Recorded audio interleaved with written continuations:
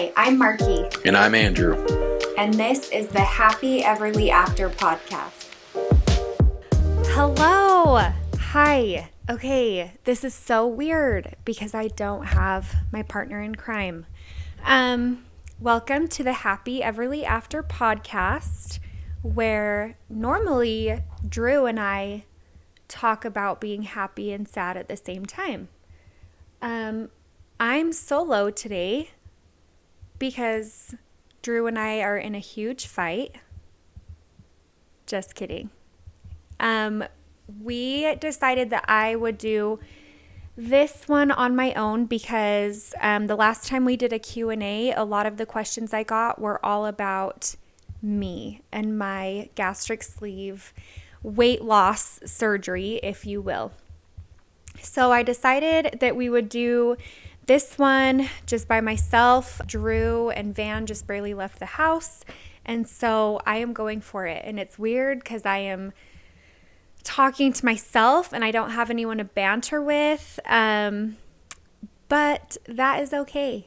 And I'm here for it. Hopefully this will be a good informational podcast.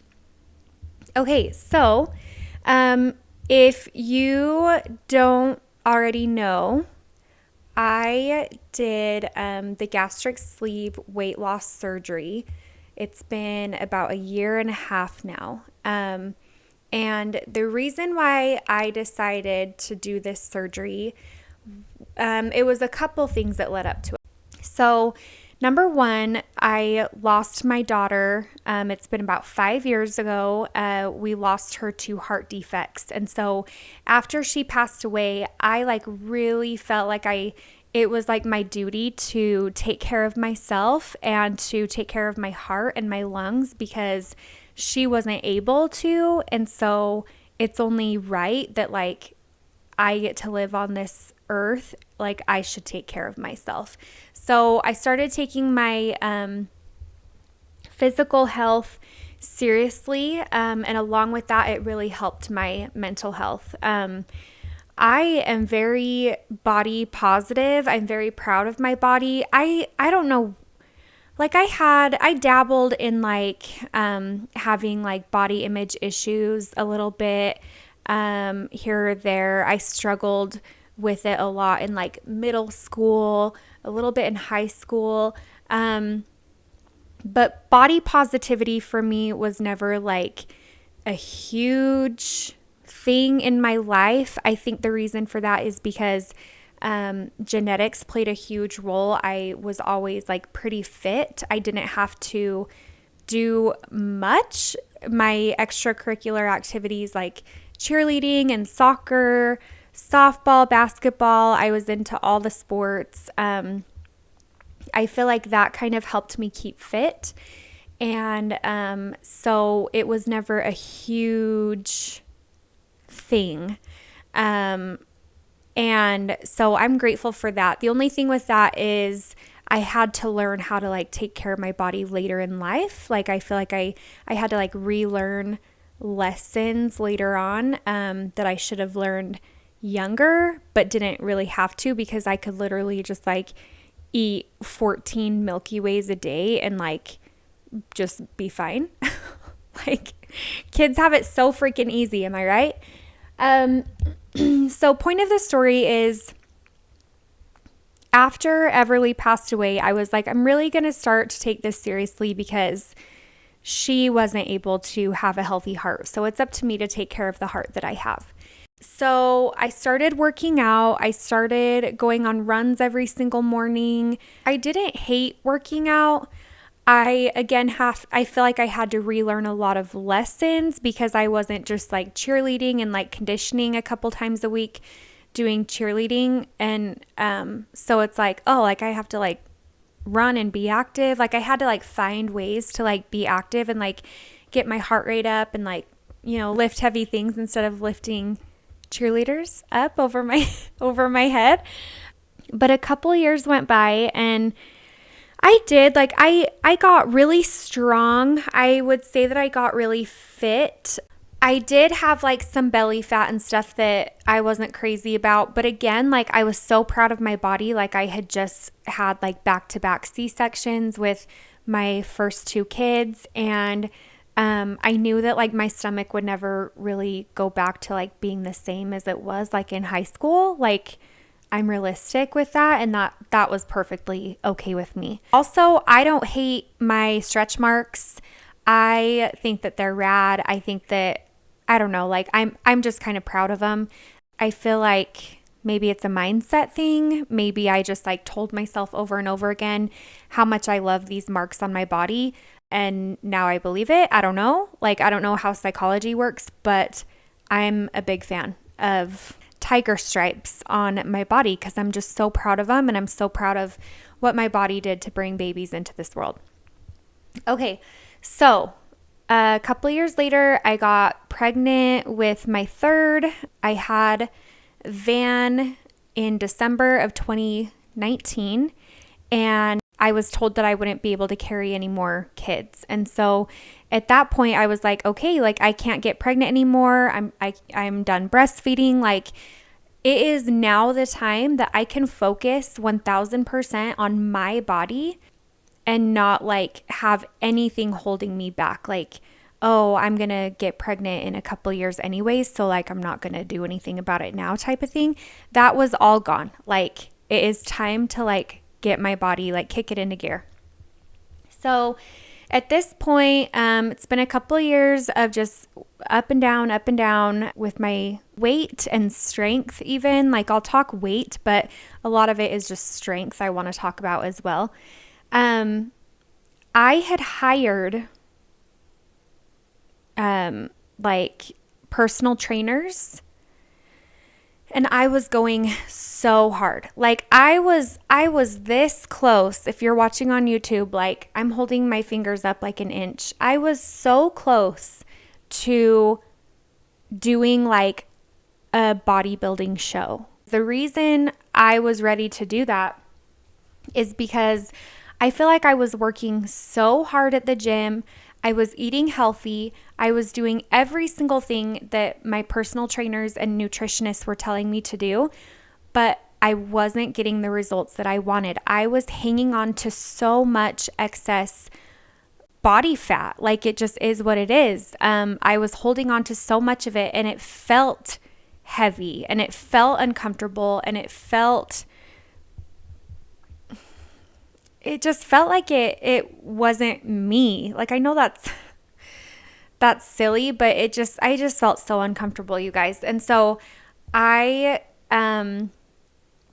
was like, dang, like what else can I do? Like I either do like a bodybuilding like strength program that I hear can be really bad for you, really damaging to you and your hormones and like your reproductive health and stuff. Just fine, no judgment. I think those women are freaking badasses. Or I can start starving myself, which wasn't an option, but you get where I'm going with that, where I literally was like, what more can I do to reach my goals? And I'm so bugged because I feel like I'm doing everything I can and I'm not seeing the results that I want. And so I was really strong. I could lift my freaking body weight. I could deadlift my body weight like 6 times. Like I was like strong, but I had just bloating. Like I just had this extra fat that would not come off my body. And it was just very frustrating when I felt so uncomfortable. So I started doing research like a couple years ago. My best friend's mom, you heard me, so not my best friend, but my best friend's mom had met this doctor, and she had done this surgery called the gastric sleeve surgery. And she lost weight, and she looked like, you guys, I would say she looked so good. She lost so much weight. Cool, high fives. But she just looked so happy, so glowing. Her music career kicked off. Her family was so happy. She was just like living her best life. She just had like a glow, like an aura around her. And she just looked so comfortable in her skin and so happy with her life. And so I was like, what is that? And I had heard of a couple other people who have gotten it. So I started doing research into this doctor, and I decided long before I told Drew that I decided I wanted this surgery. And the surgery is called the gastric sleeve. And it's called the sleeve because what they do is they go in and they cut out part of your stomach. So your stomach, rather than looking like a fist, it looks like a tube. So food essentially can't just sit there in your stomach. It passes through that tube, and that's where the term sleeve comes in. Like that tube is like a sleeve of your shirt or whatever. So basically, a gastric sleeve, it basically forces you to be an intuitive eater. You have to get your protein in. You can literally take 5 bites of something and quite literally not have room for the 6th bite. Like, you don't have room for it. There is no more room in your stomach until your stomach digests what's there. And so that's in layman's terms, easy terms, that's kind of what that means. So I decided I wanted to do this. I started doing all this research. I went on YouTube, you guys, and I started doing research and listening to people and what their thoughts were on it. And I even YouTubed gastric sleeve horror stories, like the negative, like somebody tell me like the negative to this surgery, like something bad. Someone tell me something bad. And you guys, I couldn't find anything. Like I literally, it's out there now maybe, but like at the time, like I sat down next to Drew and I searched gastric sleeve nightmare, gastric sleeve horror story, weight loss horror story, or weight loss surgery, that type of thing. And I looked for it. And the only thing that I could find was negative things that came out of my gastric sleeve surgery. My cholesterol went down.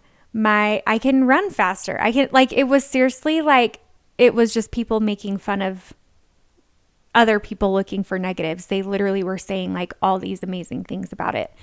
So I decided I wanted to do it. I messaged the same doctor that my best friend's mom went to. And by the way, she had gotten her surgery a couple years prior. And since her, like she has a big network of people, and a bunch of her friends and family went to this doctor. And so like, I'm just seeing all these people just living their best life, like finally getting healthy, finally feeling comfortable and confident. And I was just like, okay, it's time. Like I've tried everything else. I'm about to like do something extreme. This is extreme. It's just a different type of extreme. I wouldn't say that it's the easy way out. It is surgery. It is bleh. Guys, I don't know how to say that word. Laparoscopic. I still don't know how to say that word. It's fine. So it's a couple like small incisions in your stomach, and then they go through your belly button. I can't even see the scars left from that surgery. But what they do is they go in, they kind of inflate your stomach, and then not your stomach, but your body, they inflate it so that they can find your stomach, cut that part of your stomach off, and it just leaves that tube. So I did that. When I got my surgery, I weighed like 175-ish. And again, I was holding on to a lot of fat, but I was really strong too. Like a lot of that weight, I just really want to emphasize that like I was really strong and I was super proud of my muscles. And so I was really muscular too. And that was fine with me. But that's what I weighed when I stepped on the scale. So I went and I got the surgery, and we'll talk about when and where in just a minute. But I got the surgery, and since then, I have lost exactly, like down to the freaking pound, I've lost 50 pounds. So I fluctuate. I mean, if you do the math, because I fluctuate a little bit. So I can't say like down to the pound, but I am at a comfortable weight right now at 125. That is how much I weigh. I don't want to weigh less than that. I don't want to necessarily weigh more than that unless I'm strong. Like I want to be stronger. And so when I do, like if I like start working out at the gym and stuff and I'm really like working on my muscle, I want that number on the scale to go up. Again, I'm just reiterating that number on the scale, so much goes into it. But yes, like if we're just like cutting to the chase, I lost 50 pounds. And everybody who said, you weren't even fat, you weren't fat, you weren't fat, you weren't obese. Like, how did you even get approved for that surgery when you're not obese? Like, all of the, I wouldn't even say they're haters, just people that are confused and people that didn't quite understand my motivation for going through with it. I kind of did feel good to like come back and be like, see, this is what my body was desperately clinging on to, and this is what it finally shed. And I just like feel so much better. I breathe better. I can like run so far. Like my legs are lighter. Like I don't feel like I'm just like weighed down by like heavy legs when you like go on a treadmill or go run outside. Like I can run forever. I'm just light and airy and quick on my feet, and I have more energy, and I'm just so much more comfortable, you guys. Like I'm so much more comfortable, and I'm so happy I did it. And so that is basically the gist of it. Okay, a couple things. So number one, I went to this doctor, this same doctor that my best friend's mom went to. I went to him and I did my research. I looked at other doctors too, but I really liked him. I liked his style. I liked his track record. I liked that 10 other people that I knew went to him. Like he obviously knows what he's doing. And he resides in Tijuana, Mexico. You heard it right. So the entire surgery cost $5,000 plus a plane ticket. And what I did was me and Drew flew into San Diego, and they do everything on their end for that $5,000. They sent a driver to pick us up. We crossed the border. We crossed the border into Mexico. The office was literally 25 minutes south of the San Diego airport. It was very Americanized. They all spoke English. They were all really nice. They did have, like, there are different, like, protocols there as far as, like, I wouldn't even say cleanliness. It's more for them than me. But I thought it was weird when they would, like, do blood draws and stuff on me. The nurses wouldn't glove up. So, like, they could have gotten poked, but, like, that's their bad, not mine. Or that would, anyways, just things like that. Or like another comparison is like, you know, after you have a surgery and you push around your little IV fluid cart.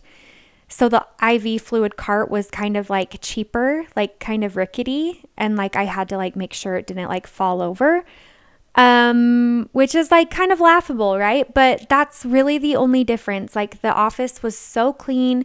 I got my surgery done in like an office type thing that I would compare to like if you were getting your wisdom teeth out. Like I wasn't at a hospital. I was at like a office that maybe did plastic surgery or did wisdom teeth removal and things like that. So that's kind of the visual that I'm going to paint for you. What else? Yeah, they cover everything. I want to say they gave me like a cash discount because I just paid all in cash. And I had to cover flights from Salt Lake City to San Diego. And so that was, my flights were maybe $200 or $300 a person, and Drew came with me. So that's like the gist of it. I'm now going to go through some of the questions because I got so many questions from you guys about this particular thing, and I just want to make sure I cover it all. So if it seems like I'm kind of hopping around from this point forward, it's because I am, because they're questions from you in your order. Oh my gosh, there's a lot of them. Okay, what was the process like leading up to it? Ooh, that's kind of a broad question, but basically what I did, the easiest way to contact the doctor that I went through was actually through Facebook Messenger. So, which sounds silly, but like it's kind of like WhatsApp, or, you know, like he lives in Mexico, so like their phone system is a little different and things like that. So they talk primarily through Facebook Messenger, and I talked with him and his like office manager a lot, and she was like so organized and so on top of it. The particular doctor that I went through actually makes you go through, I talked with a nutritionist, and I talked with a psychologist, I believe. I'm not sure if that's the exact title of hers, but basically they just wanted to make sure I was like mentally prepared for like the changes that would happen with my body after the surgery, and making sure I didn't just like go back to like old habits and things like that, to where because it is possible to gain the weight back after your surgery. It's hard to do, but it is possible. And so I went through like a psych analysis to make sure I was good with that. I think that the difference between me and maybe someone else who's getting this surgery is I already was living a really healthy lifestyle. I was eating fairly healthy, pretty good, mainly whole foods. I was working out 5 times a week. I was working with a nutritionist, things like that. So I was basically like their poster child of a patient, because they didn't see me like going back into like my old habits. They just really wanted to like help me be successful. So I just like chit chatted back and forth with them. We did those like couple of meetings that we needed to do. And then I'm like kind of an impulsive person, so I just jumped right in, and I was like, when do you have an opening? And I actually went and got this surgery done 2 days before I was a bridesmaid in a wedding, because I'm just that impulsive. I wouldn't not recommend doing that. I think that every single person I've talked to who's gotten this surgery, their one regret, I'm not making this up, you guys. Their one regret is they wish they would have done it sooner. Literally, they all say that, because a lot of these people are the people who like go on diets like 75 hard, and they lose a bunch of weight, and then as soon as they go back to their old habits and their old lifestyle, the weight just comes back on, because that's what their body is comfortable with. And so I'm not a nutritionist. I don't know how that all works, but I do know that most all of us will say, I just wish I would have done it sooner, rather than going through years and years and years of yo-yo dieting and things like that. And then, yeah, just that was basically the prep to leading up to the surgery. What was recovery like? Recovery for me was easy. It's not easy for everybody, but for me it was easy because I've had 3 C-sections, 3 pretty complicated C-sections, and this was nothing compared to my C-sections. Also, I'm kind of a weirdo with pain. I think my pain tolerance is higher than the average person. Yes, I feel blessed because of that. I didn't think surgery was that bad. A lot of people complain about the gas bubbles that they get after surgery, because like I said, like a couple minutes ago, they like inflate you so that they can get in there and like see what they're doing when they're doing the surgery. And those gas bubbles, like gravity like puts them up in your shoulders and your collarbones and stuff. Again, I didn't have issues with that too much. My recovery, I actually don't handle pain medication very well. So I remember after my surgery, I was actually sick to my stomach a lot and I was throwing up, and I think I threw up a lot of the gas bubbles. So sorry for that visual, but that's the way it is. And I think because I threw up the gas bubbles, I didn't get those like knots in my upper back and shoulders that some people get after they get surgery. How was recovery? Blah, blah, blah. What was the diet like right after surgery? So right after surgery, you are on a clear liquid diet, meaning like like no smoothies, no nothing. Like you are on like the electrolyte drinks, and you basically can only sip it for like a minute. It's like a couple days of clear liquids, and that's all. I remember not being hungry. Like I wasn't like, oh, somebody give me a pizza. I wasn't hungry. I don't know. I don't remember being miserable. I just remember that it was weird because my stomach wasn't hungry, but my brain was telling me that it was time to eat. And I had to retrain my brain to be like, no, you're just so used to like being at the airport and getting a sandwich. like, like being at the airport traveling home, I was like, it's so weird. I need like a snack, but like I couldn't even eat a snack right now if I tried. Like it doesn't sound good in my stomach, but my brain was like, where's your snack? Where's your snack? So a lot of it is just a mental, like changing your mental ways of thinking, that the way you've always thought about food changes. Every single thing changes. Your relationship with food that you have now, it will be different. This surgery will change your relationship with food. It just is what it is. Yeah, and then after like 5 or 7 days of a liquid diet, then you can go to a full liquid diet, which is like soup, broths. No, I did soup broth right after my surgery, so that was fine. But you can do like smoothies and shakes and things like that. You're basically like a little baby again. So if you picture a baby at like a couple months old, they can maybe try like mashed bananas and whatever. It's like that same thing. Like you have to train your stomach and your stomach is healing at the same time. So it's like liquid diet, then a full liquid diet, and then mushy foods. And then, you can, after that regiment, which I'm not exactly sure how long that lasted, probably a month or so, you can like eat regular food essentially. But you guys, I remember like I would take 2 bites of like salmon and be like, okay, I'm good.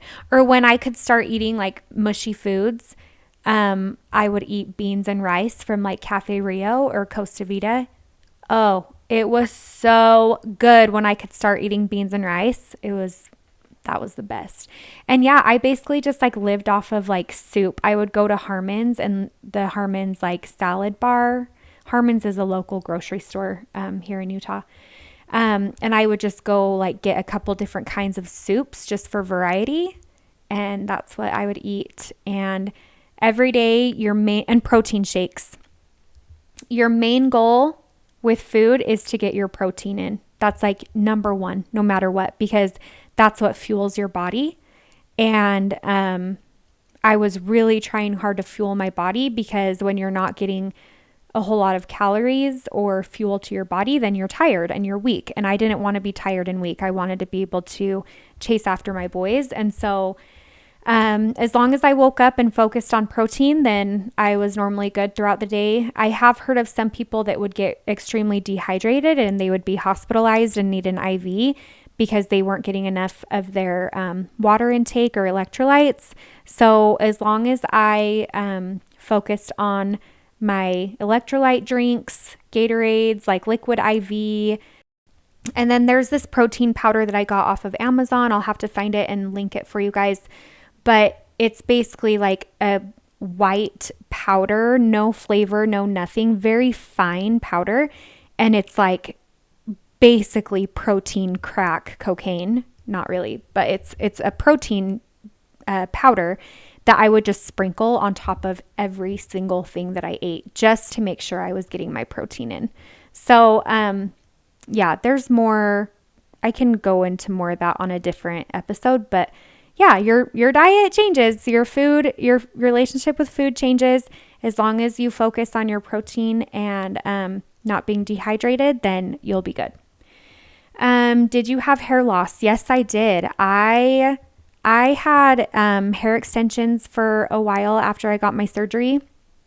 And most people will get surgery and lose their hair and want to get hair extensions. But for me, I felt like I didn't like the way that like I had to babysit my hair extensions because my hair was so fine that you could like see through my hair and see my extensions, and I didn't like that. So I took my hair extensions out and they've been out ever since. But I had long hair and I chopped it all off about a year ago just to kind of start over because I had like a bunch of the fuzzies, like, after you have a baby and you have like fuzzy regrowth. Yeah, I had that pretty hardcore, and I don't know, like it's kind of alarming, but also like I was expecting it.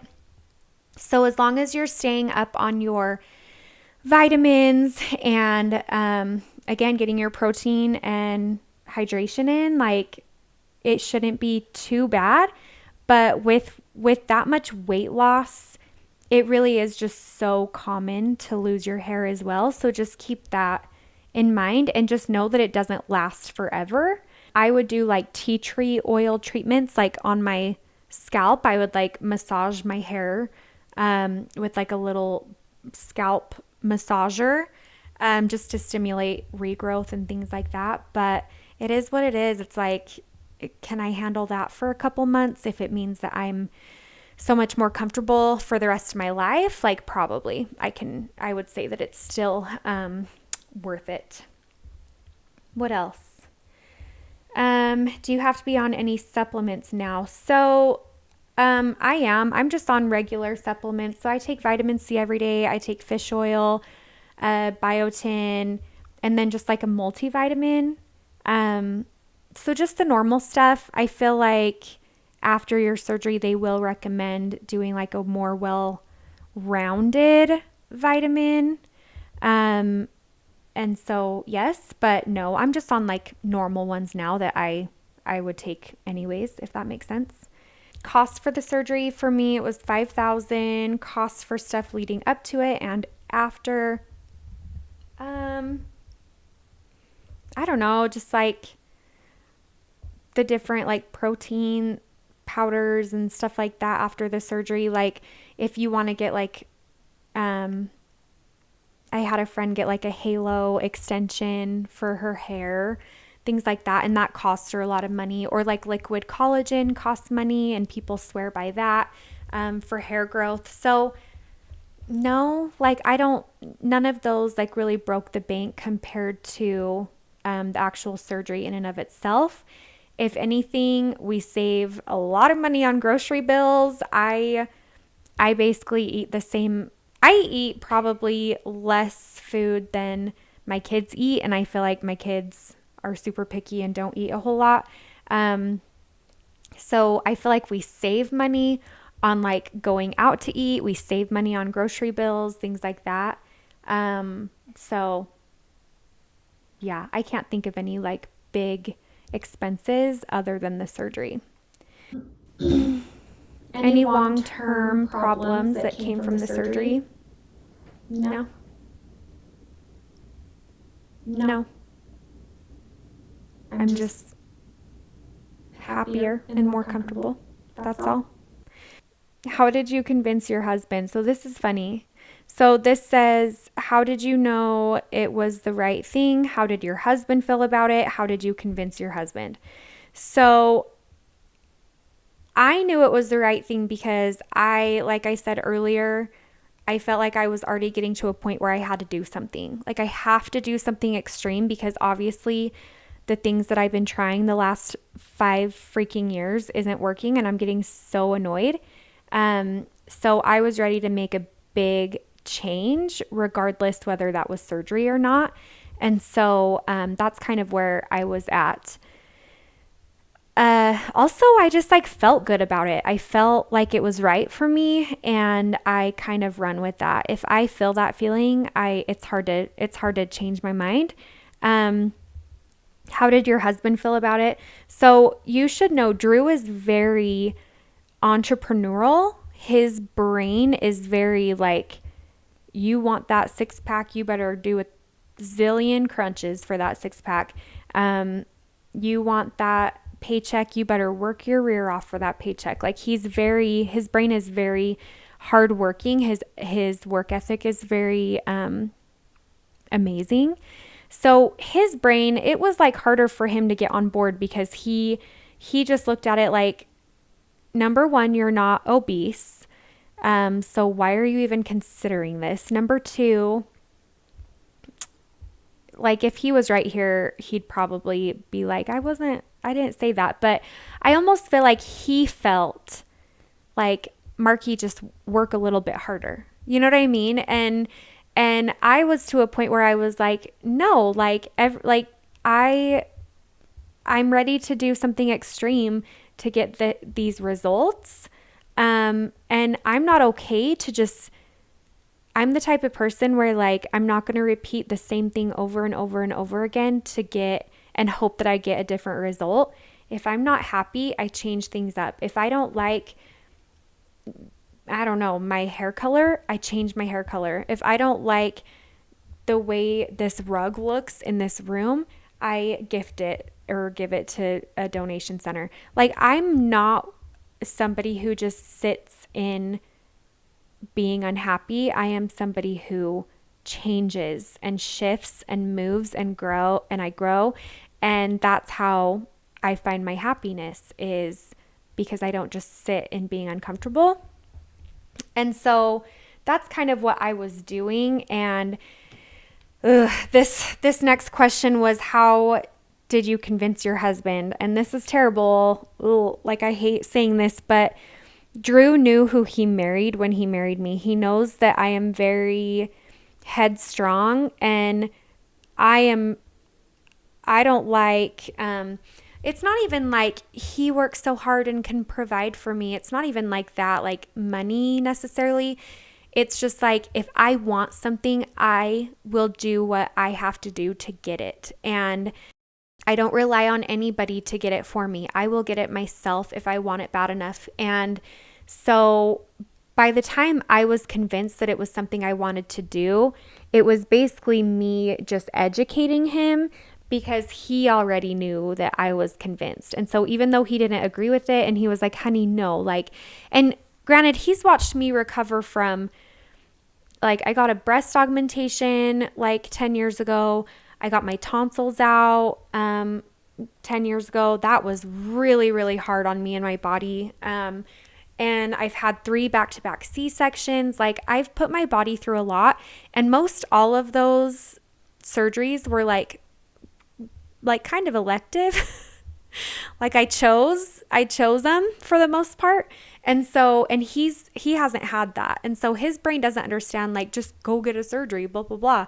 When me, I'm like, this is going to be nothing compared to what I've been through. So like, I'm going to just do it. Anyways, point of the story is he was not on board.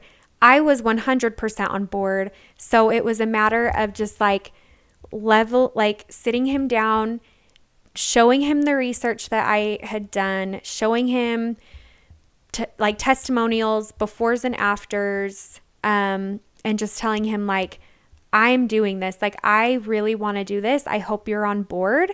If you're not, then like, let's get you on board, but I really want to do this. And he eventually got on board. He was not happy. Like, I'm not going to sit here and say that he was not happy, but yeah, we got through it. And he's so happy that I'm happy now. So that is that. Are you worried about any problems in years to come? No. No, I'm so much healthier now. I have so much more energy. My asthma is better. I feel like I like sleep better. I feel like I have less anxiety. I just feel so much more comfortable. So yeah, I'm not worried about the future necessarily. Should I be? Like, is there, I don't know. I don't think there is anything that I should be worried about, to be completely honest. Sorry, some of these are just repeats.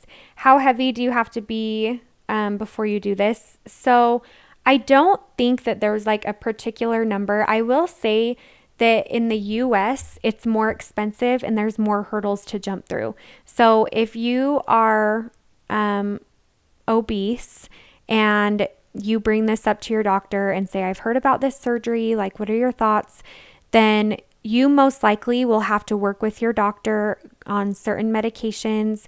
You'll have to try certain diets. You'll have to go through nutritionists, different programs. You'll have to go through your insurance.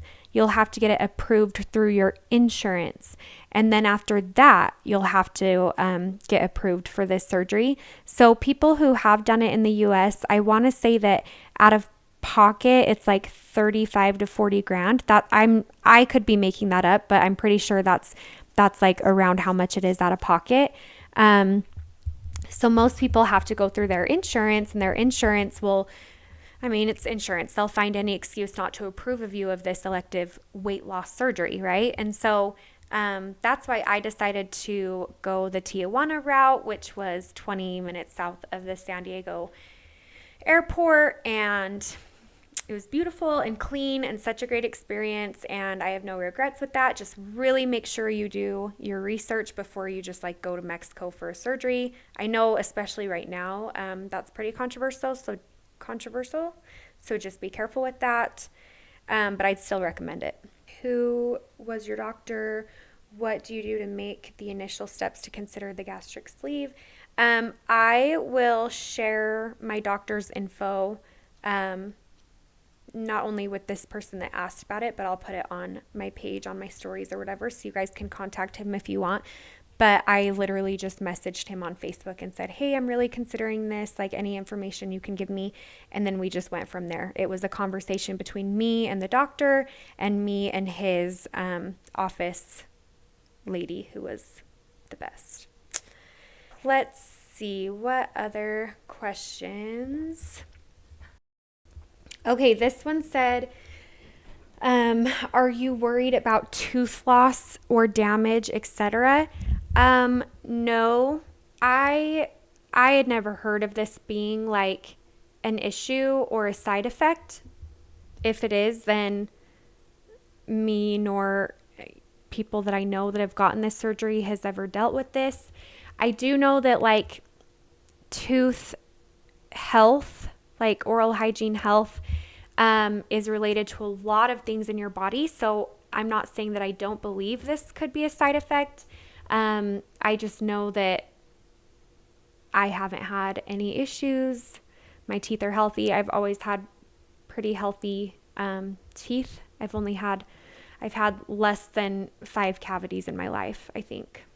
What other questions? Sorry, I'm just scrolling through, making sure I can see all of them and I'm not skipping them. Okay, what was your height, weight prior to surgery? So I was like I'm 5'3", so I'm kind of short, compared to the average woman. And I weighed 170 on the day of my surgery. And right now I weigh like 122 or 125. Like I always fluctuate in the early 20s. But with that said, I want to gain more muscle. I feel like I call myself a little chicken noodle. Like I'm a weak sauce little chicken noodle who can't like lift the Christmas box up to like put it in storage. And that bugs me because like I've always been really strong. So I say this to tell you that it's an ongoing journey. Like you don't just like hit your goals and you're done. High fives. Like it's our bodies, keeping them healthy, keeping them balanced. It's an ongoing thing and you'll never just like reach your destination, and that's okay. So just like you might as well, oh, I sound so cheesy. You might as well enjoy the journey, everyone. What else? if you had to give a negative, what would it be with the surgery? So this is probably just going absolutely crazy on a meal. Like, I could get the tastiest meal in the entire world and my brain wants to eat that entire plate gone, but my stomach, quite physically, quite literally, I could not eat even one more bite of it. Like, after I'm full, I am full. If I push it and eat a little bit more, I am sick. I'm absolutely sick. And if you're nervous about feeling sick all the time, I promise you won't. You know when you've hit that point because you can feel it at the top of your stomach and you go, oh, that's it. I can't have one more bite. And it's true. You literally cannot have one more bite or else you'll get sick, and you know it. So, like, if I'm at a restaurant and I'm done with my meal and Drew is still eating, my brain wants to like play with my food a little bit, have a swig of my drink, take another one last bite, you know? You guys, I can't do it. Like, I cannot do that one last bite. I have to wait like 10, 15 minutes and then maybe I can take another bite. But my days basically look like I'm snacking all day long because I can't have one big meal. I have mini meals all day long throughout the day. With your weight loss, do you feel like you need a tummy tuck because of loose skin? Also, is there scars from the sleeve, and if so, where? I've talked about getting a mommy makeover for a couple years now. I hide it really well with like in my clothes, but my 3 C-sections really left some damage on my lower stomach. And so that absolutely I want to get cleaned up one day. I am such a firm believer in like plastic surgery has this stigma of like, you don't need plastic surgery. You're beautiful the way you are. Like, I was just talking about how I love my tiger stripes. Yes, true. But let me tell you, if you're driving a car and you have that car for like, I'm 32 years old. I've had this same car for 32 years old. Like, heaven forbid I want to get a tune-up on that car. Like, I want to keep it nice. I want to keep it comfortable. I want to keep it happy. I want to keep it looking good, you know? And that analogy is like, not everybody will agree with that, but I think that analogy is great because it's like, yeah, I've put a lot of miles on this freaking car and it deserves to have that makeover and it deserves to shine and be beautiful. Oh, that analogy is bomb. So anyways, I do, to answer your question, since losing the weight, I do have like a little bit of loosey-goosey skin, but mine isn't bad. It's not bad enough to like get nipped and tucked everywhere. But as for a tummy tuck, yes, I was planning on getting one of those anyways. I think that's all. I think I covered everything. My meals every day look different. I eat a lot of protein shakes. I don't drink a lot of soda. I don't crave soda. I don't crave sweets as much as I used to, which is nice.